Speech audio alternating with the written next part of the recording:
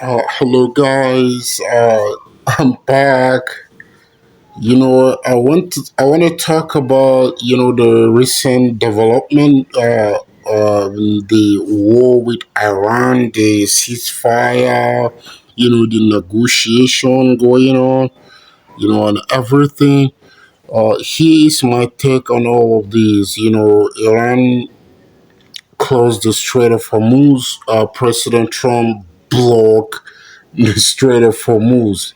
So I think President Trump did not think of this earlier. That when Iran decided to block the strait, we will block them above, near or close to Oman.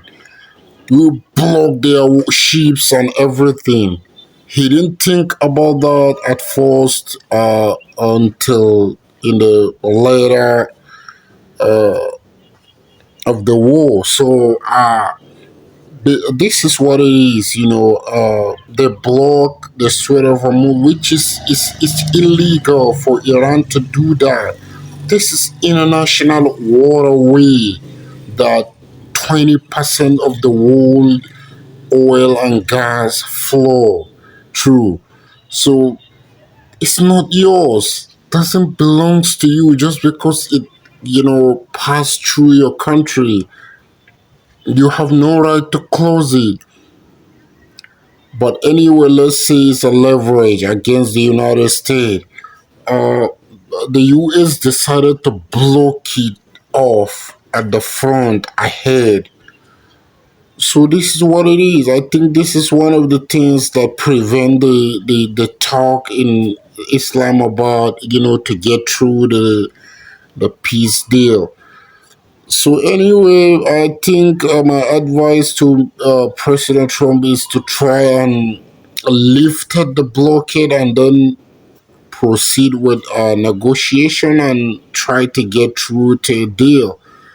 If not, if Iran didn't agree, then you can reblock it. But this war shouldn't supposed to happen. Iran poses no threat to the United States, whether they have nuclear weapon or not. If they have nuclear weapon, do they have the warhead to bring the nuclear weapon to the edge of the United States? No, they can't do that because they have no warhead to do it. So this war shouldn't supposed to happen in the first place. I don't know what compelled the president to do this, but what happened has happened. So it's about time to withdraw. That is the next move. You have 3 more years remaining. I think you still have time to change your policies. Make it a true and lasting peace, the real and genuine peace that President John F. Kennedy talked about before. The world really need this peace, and this peace will never happen until the US is peaceful.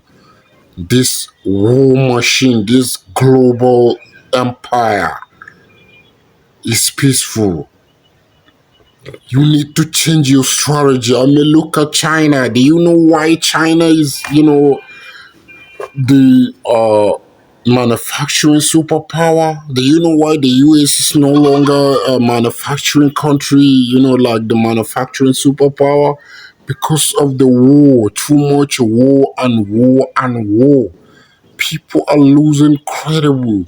The US is losing support around the world. I mean, look at Europe. If you go to Europe, a lot of people are not aligned with the United States. You need to change your policy. Make it economic power, not military power anymore. Use economic power. What I mean by that is build bridges, ports, infrastructure, electricity. For example, in Africa, you can easily get Africa by giving them electricity. They would turn to US because China is here for many years, but they failed to give Africa electricity because they're benefiting from Africa with generators that they created and manufactured and sell it to Africans so that they would dwell with no power. But when the US decided to come, if they will actually take my advice, give them this electricity and build infrastructure, help them with a lot of things. The country that has uranium, teach them how to build bombs and weapons, and then you share 60-40.